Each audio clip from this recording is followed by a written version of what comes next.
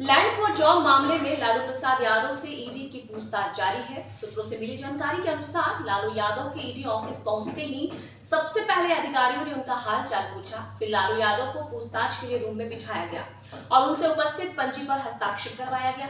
हालांकि इस बीच राजनीतिक बयानबाजी खूब शुरू हो गई है।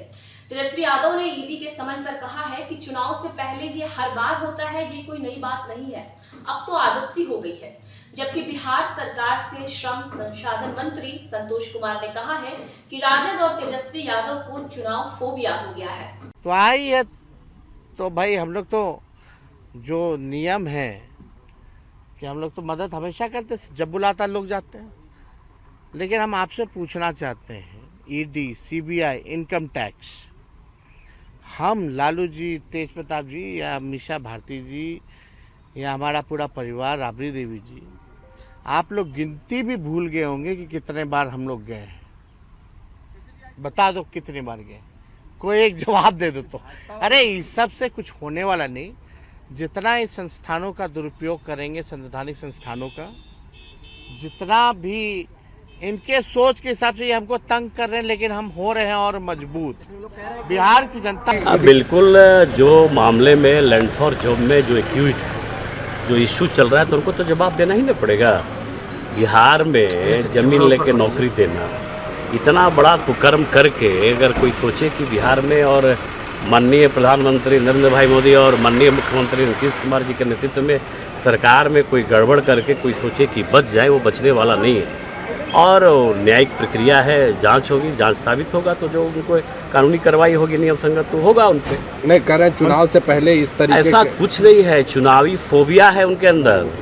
लालू जी के परिवार के अंदर एक चुनावी फोबिया है, चाहे वो तेजस्वी जी हो, चाहे राबड़ी जी हो, चाहे लालू जी हो। एक बौखलाहट सा है। ये सब बौखलाहट का प्रतीक है कि वो कर रहे हैं कि चुनाव के समय ही ईडी और सीडी जो भी इंक्वायरी हो रहा है, ऐसा कुछ नहीं है। अब कुछ भी कहें, बिहार के लोग ऐसे करप्ट लोगों के, भ्रष्ट लोगों के साथ रहने वाली नहीं है। उस शासन की सरकार में बिहार के लोग भरोसा रखते हैं।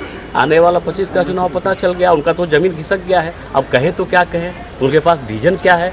भाई एक ज़माना था लाठी पियाँ रैली करते तो उसके बारे में बताएंगे नहीं। जंगल राज था, उसके बारे में बताएंगे नहीं। किडनैपिंग इंडस्ट्री चलता था, उसके बारे में बताएंगे नहीं। तो बचा क्या?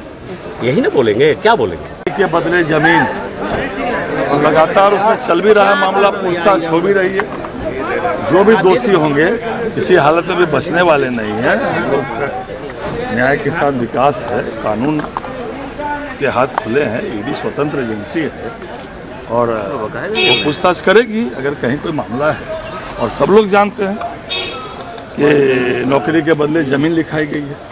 नौकरी के बदले जमीन लिखाई गई है तो ईडी में मामला है, तो ईडी तो पूछताछ करेगी, और वो कर भी रही है। कोई भी कहीं भी थाना में, ईओयू में, सीबीआई में, ईडी में, तो आप या तो कोर्ट से उसका रिलीफ लीजिए। अगर आपको लगता है कि आपके साथ एविडेंस देके वकील रख के कोर्ट से रिलीफ लीजिए, या तो फिर इन्वेस्टिगेशन को फेस करिए। तो अब इन्वेस्टिगेशन को फेस कर रहे हैं क्योंकि कोर्ट ने उनको नहीं रिलीफ दिया होगा। नहीं तो अगर ये जॉब, लैंड फॉर जॉब में अगर उनको लगता था कि यहाँ परेशानी है, तो लोअर कोर्ट है, हाई कोर्ट है, सुप्रीम कोर्ट है, जाके रिलीफ लेते। लेकिन सर आरजेडी कह रही है कि वो चुनाव के समय केंद्रीय एजेंसियों को एक्टिव किया। ये तो एक मतलब उसको बोला जाता है, केस तो पहले से है ना। ये तो हर कोई को पता है ना, आपको भी पता है कि आपको चुनाव में जाना है, आपको भी चुनाव में जाना है, तो आप अपना सुप्रीम कोर्ट में जाके रिलीफ लेते हैं। सर कांग्रेस के नए अध्यक्ष बनाए गए हैं राजेश राम। नहीं, बधाई है। अखिलेश सिंह जी पर भरोसा नहीं किया गया समय से पहले ही उनका कांग्रेस बदल रही है, बनाया गया है। क्या लगता है ये तो वो भी राजेश राम जी भी माननीय नीतीश कुमार की कृपा से जीते हैं। ललन भुइयां जी का सिटिंग सीट, राजेश जी हमारे महामंत्री थे और ललन भुइयां जी का सिटिंग सीट उन्होंने आके आग्रह किया कि अब हमको इस बार नहीं मौका मिलेगा तो कभी नहीं मिलेगा।